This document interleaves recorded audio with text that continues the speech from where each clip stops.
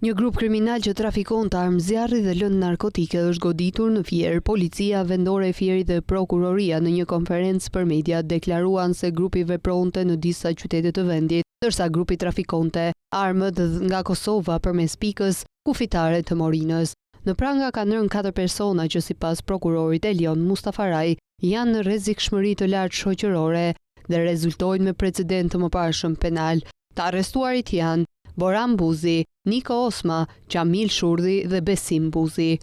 Personat e ndaluar dhe të arrestuar në flagrancë janë me precedent të mëparshëm penal në fushën e narkotikëve, armëve dhe municioneve. Theksoj se në funksion të këtyre veprave penale prioritare, aktualisht Prokuroria Fier për veprat penale, trafikimi i armëve dhe municioneve, prodhimi dhe shitja e narkotikëve, si dhe kultivimi i lëndëve narkotike ka në ndjekjen dinamik 204 procedime penale. Prokuroria Fier mbetet plotësisht e angazhuar dhe fokusuar në goditjen e trafiqeve të paligjshme dhe kultivimin e lëndëve narkotike, në bashkëpunim të ngushtë me Drejtorinë Vendore të Policisë Qarkut Fier, si dhe organeve të tjera ligjzbatuese. Gjatë hetimeve u zbulua se një grup i strukturuar kriminal ishte i përfshirë në trafikun e armëve dhe municioneve luftarake. Në disa raste vinin ilegalisht nga Kosova përmes kufirit të gjelbër në pikën e kalimit kufitar Morin. Grupi gjithashtu merrej edhe me kultivim dhe shpërndarje të lëndëve narkotike. Në kuadër të operacionit procedimi u ushtruan 13 kontrolle në banesa, ambiente të dyshuar si magazina dhe automjete.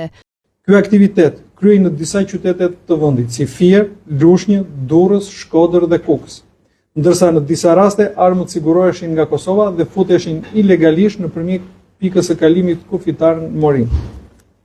Nga hetimet rezultoi se ky grup merrej edhe me kultivimin e bimëve narkotike dhe shitjen e kanabisit. Në vijim të hetimeve u organizua dhe u finalizua operacioni policor i koduar Procedimi, ku gjatë operacionit u ushtruan 8 kontrolle banesash, 2 kontrolle ambientesh të tjera të dyshuara për magazinimin e armëve, 3 kontrolle automjetesh dhe vende të tjera.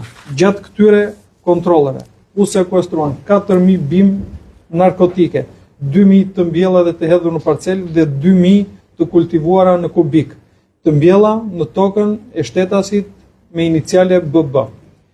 U sekuestruan 3 armëzjarje automatike, 2 armë gjau dhe 636 fishek të kalibrave të ndryshëm. Janë sekuestruar 5000 fara kanabis, të cilat do të hidheshin dhe do të gjendeshin sërish përpara veprës së kultivimit.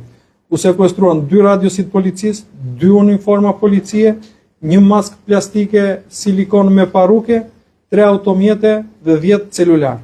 Gjithashtu, në banesën e shtetasit me iniciale NO në Durrës u sekuestrua dhe një armë zjarri pistolet, të cilën ky shtetas tentoi ta hidhte nga banesa në momentin që ka ndërhyrë forcat e policisë.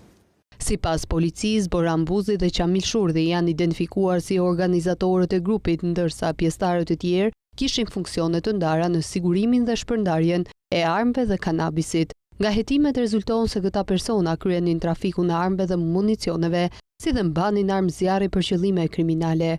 Aktivitetin e kryenin në disa qytete, si Fier, Lushnjë, Durrës, Shkodër dhe Kukës.